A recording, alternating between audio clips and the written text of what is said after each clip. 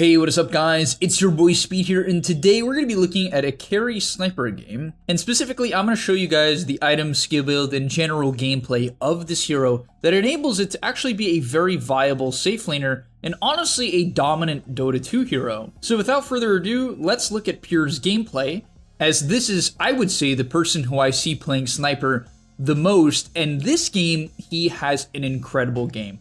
He solo kills the enemy carry Bristleback, who went a defensive item build. Honestly, Sniper can get to insane levels of damage, and let's get into it. Also, I want to tell you guys that if you've been struggling with solo queue and you're looking to get to the next rank, I'm going to be able to help you. Like, literally, with the GameLeap website, I'm going to give you guys guides that are going to make it unbelievably clear on what you need to do. So if you've been stuck in the solo queue grind, you don't know what to do, and you want to become absolutely broken, but like actually, you want to become much better at Dota, and you want to take it more seriously, the GameLeap website is going to help you do that. So click the link down below. I'm going to help you get to the next rank, and I'll see you there. Alright, in terms of his starting items, it was a bit of a weird one. He had a circlet, branch, stick, quelling, tangos. A bit of a mix here.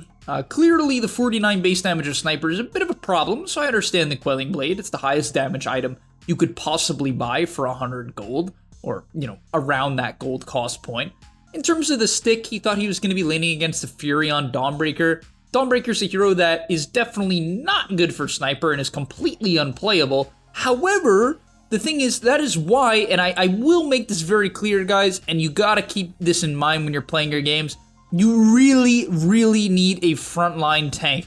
And frankly, with the Dawnbreaker meta and like the Lycan meta, it's really good if you have like a clock or a tiny, some sort of like AoE stun, or like, you know what I mean, like something that gets in the way. In this lane, he has a clock. In the game, he also has a tiny and a viper. So yes, it is optimal to last pick Sniper in your pubs. I do not recommend first picking it, getting counterpicked in lane, and getting dominated. But if you have a decent lane matchup, Sniper is an incredibly good laner. Also keep in mind the skill build. He actually is maxing shrapnel, at least for now.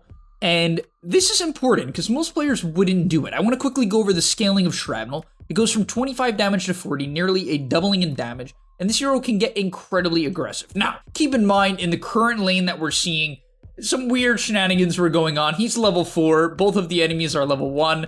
Don't ask how. I'm not going to cover that right now.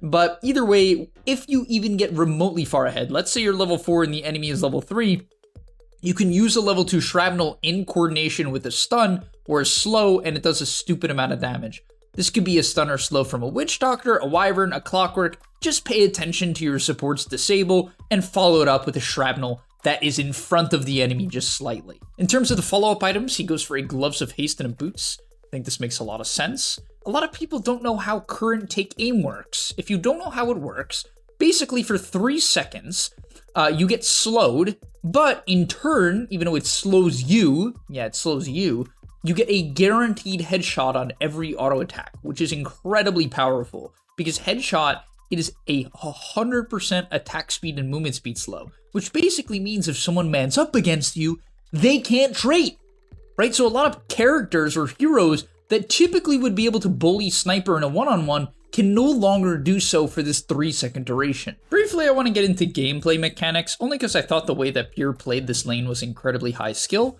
and I'm going to show you guys what you can do, what you can copy from him. So currently at 5 minutes into the game, or almost 6 minutes into the game, he's playing very far up. He has a very weird lane position. He's on the right side of the creeps. Pretty psychotic, right? But the thing is, he understands that the Prophet doesn't threaten him. He's a Clockwork protecting him. He's fine. It's nighttime, and Sniper gets bonus night vision. So he was looking to completely zone out the Furion. That's why he's in such a weird position. Definitely niche, but wanted you guys to keep this in mind. Following that up, you'll notice he's keeping the wave back, right? He wants to make sure that the Furion can get 0 CS.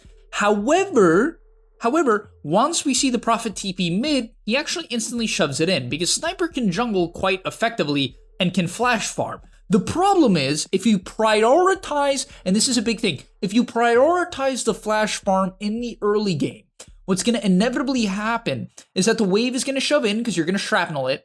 Then it's going to be played in a position where you cannot contest at all, or it's very hard to contest, right? The wave might static right here. That is not what you want. That is pretty unplayable. You want to keep the lane back by aggro denying. I said it earlier, but this persists throughout the entirety of the lane. You need to keep the lane back as much as you can until you see something like a heavy mid rotation, a rotation to the bot side, maybe the offlaner doesn't pressure you at all for one reason or another, then you can shove in the lane. You can see aggressively shrapneling here, trying to make the enemy lose this creep wave, right? Because by shoving in the wave, these creeps and these creeps will die to the tower, and he can even look to flash farm. Funny enough, he ends up making the niche decision to run mid here and actually look to pick up some kills. Goes for a double shrapnel onto the Dazzle. Kind of mispositioned them. I don't really love how he casted the shrapnel here. They were pretty overlapping, and in general, you want to get it in front of the enemy. You want to use the shrapnel as a tool to zone heroes into your take aim active. So not a huge fan of his play here. I think it was definitely a misplay, but it happens, and that's what you should keep in mind. Next, this is why you max shrapnel. Honestly, it's one of the biggest reasons. Outside of the fact that it lets you shove the wave and have a defensive capability. Honestly, if you play in the safe lane, you can't max your other abilities. People are going to be like, oh, you should max take aim and headshot. The reason why that isn't viable is you're just going to get ganked by the mid laner. And if you don't have max shrapnel, you're not going to be able to jungle. You're not going to be able to shove the wave so you can play defensively in you know, the later portions of the lane. Obviously not early on, we talked about that. But as the game progresses, you need the ability to shove the wave quickly so you don't have to show for a long period of time. On top of that, if you happen to be playing on Dire, which I generally recommend sniper on Dire if possible, you can drag the camps together and it makes your game way, way better. He's going to go for some stacks here, even places a ward for himself, decides to leave shrapnel at 3 points. Honestly, I have no idea why. I honestly don't. He just seems to think maxing headshot at this point is better. And yeah, he's going to spam take aim and shrapnel practically off cooldown when he drags the camps together. Now you guys might be wondering why no Mask of Madness. Honestly, I think his concept here is the Dragonlance is a better early game fighting item. That might seem weird, but basically the problem with Mask of Madness is if you go Mask of Madness over Dragonlance, or let's say you go, I wouldn't recommend going Maelstrom. I think the two items you can buy is honestly Dragonlance or Mask of Madness. And the reason why is if you go Mask of Madness, you can put like 2 points in shrapnel and then max take aim, max your E, and you can get really aggressive early game, but you need a lot of points in your take aim to use the Mask of Madness because you're reducing your armor, you're lowering your movement speed with take aim, and then you're not tanky and your range isn't that good compared to a Dragonlance, right? So because of this, you cannot afford to have like a 4-1 build and then a Mask of Madness. I mean, you can jungle pretty quickly with it, but the problem is if a fight breaks out, your attack range is going to be so bad and you're going to have a Mask of Madness active, you're going to die, right? There's a very high chance you're going to die. You're going to have very low HP. Where with the Dragonlance, you can max headshots still and then also have a good attack range, right? So you kind of have a bit of a balance. The only problem is with no lifesteal, it can be a little bit awkward, right? Your HP can be kind of dropped to a weird point. Also, I thought this upcoming clip here is pretty funny. He ends up getting ganked here, and it's, I don't know, I just thought it was hilarious. The Strength Treads, look at this. The Strength Treads Dragonlance, 1500 HP. This is, I mean, to be fair, he was a little bit low because he was jungling. But look how strong and tanky he is. Gets gone on by Void Spirit and just kills the Dazzle. He just kills Dazzle. I mean, what is that damage?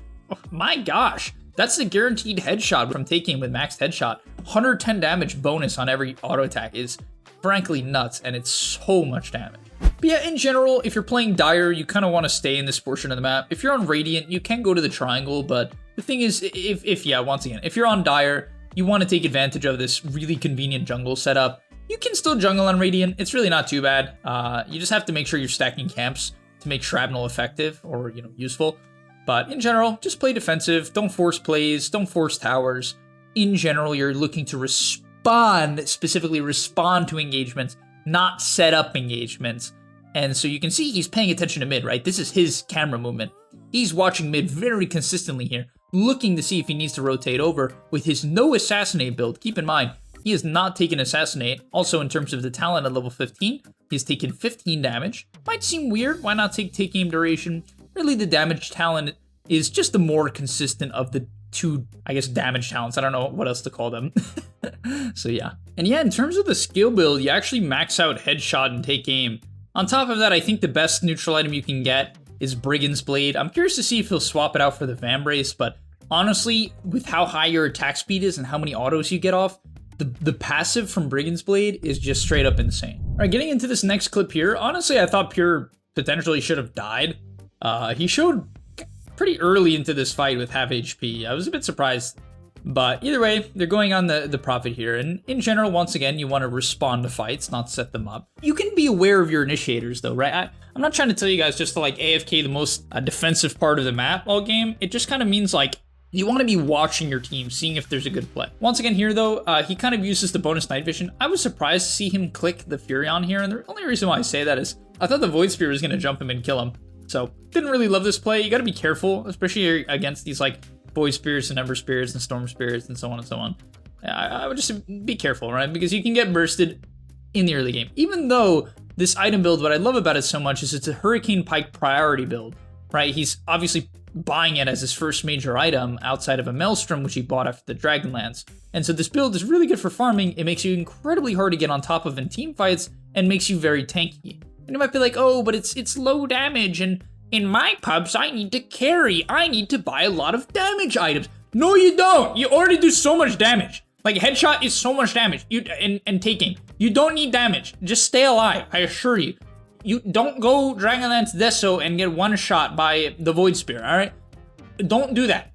Just be survivable in the majority of games. Are there exceptions? Yeah, some games, there's no jump. You can be a bit more greedy. But even then, I wouldn't recommend it. I would honestly still just go Hurricane Pike. There's almost always a threat to you as sniper. Your hero is not survivable inherently. And so with Hurricane Pike, you have 2k HP and mobility, and your hero is brutally difficult to kill. From there, he actually picks up a Shadow Blade and is gonna look to clear the side lanes, right? Gonna farm through the woods and eventually go for a Roshan with Alacrity. I really like how they have this team comp set up. Alacrity Sniper is broken. It's so freaking strong as well. I thought that was a really cool bit of synergy they had. Next thing you can see him doing as well is shrapneling side lanes. The thing about snipers, you don't really want to show in side lanes too much because once again, you can die very easily. And so you're gonna see, goes for a cheeky little shrapnel, then Shadow Blades up the hill, gonna look to play with his Tiny here, once again following his initiators, enabling them to go in first, not forcing things by himself. And now we're gonna see the damage really kick in.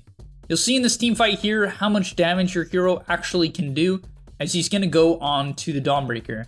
Clearly his target priority is to kill off whoever he can first. I would say be a little bit careful about this. The only reason why I say that is in this team fight he has an Aegis, so he can be a bit more aggressive and more selective with his target priority. Typically you should just hit the first person you can so that you stay in position. On top of that he has a Grobo, which is OP.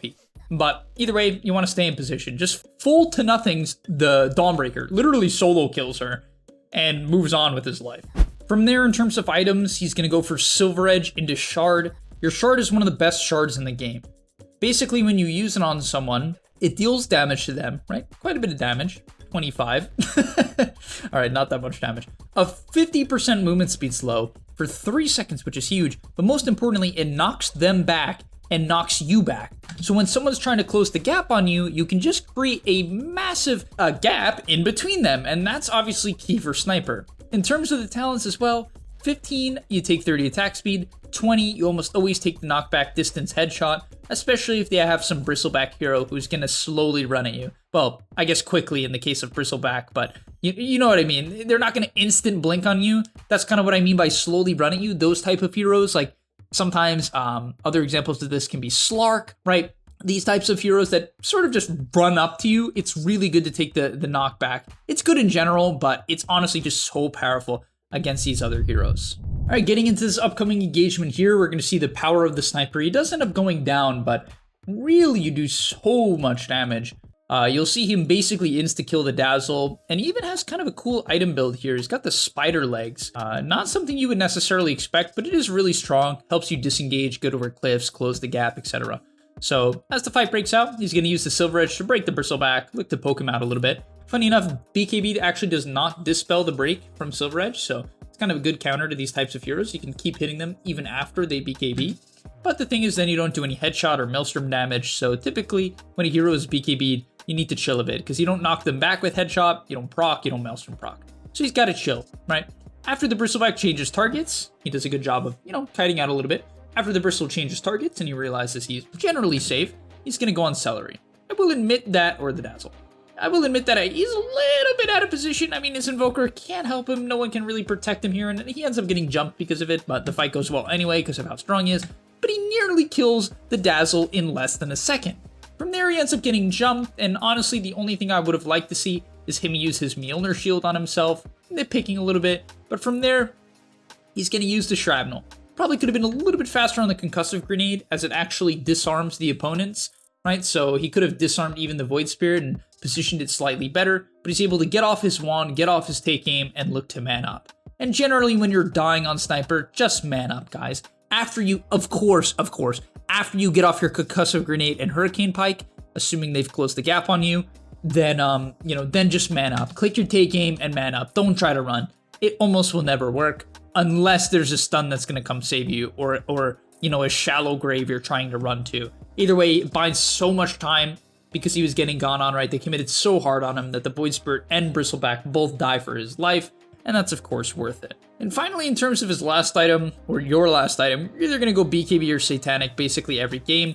And the reason why is you just need a man-up/turn item. At this point in the game, there's a lot of heroes that can potentially burst you, so if you don't have Satanic or BKB, you might die. And you already do so much damage with Headshot and Mjolnir, you don't need more damage. And finally, now we're going to see the Exodia timing of Sniper as he nearly insta-kills the Dazzle, forces the very early Grave, and look at the damage onto the Bristleback in a moment. Also, by the way, at level 25, always take attack range, it's no question. Alright, getting into it, look at this damage. I mean, it's insane, and the knockback is just incredible, right? It really does make heroes not be able to move as well, because Headshot isn't 100% movement speed slow. And yeah, he just kills Bristleback from full HP. What can you do? Yeah, well, not much is the answer. And yeah, Sniper's not squishy. He's very high DPS. Obviously, it kind of requires you to have a pretty good lane matchup. That is the biggest thing I'd say about this hero. You really want to have something like Clockwork on your team to protect you. Undying or Magi are pretty good examples as well. All of these heroes are definitely good with Sniper. But either way, thanks so much for watching. I'll see you guys in the next one. And I'm out. Peace. And that's all, but remember, before you leave, before you tune out, subscribe to the GameLeap website where we are going to help you get to the next rank. If you're stuck, click the link down below, and I'm out. Peace.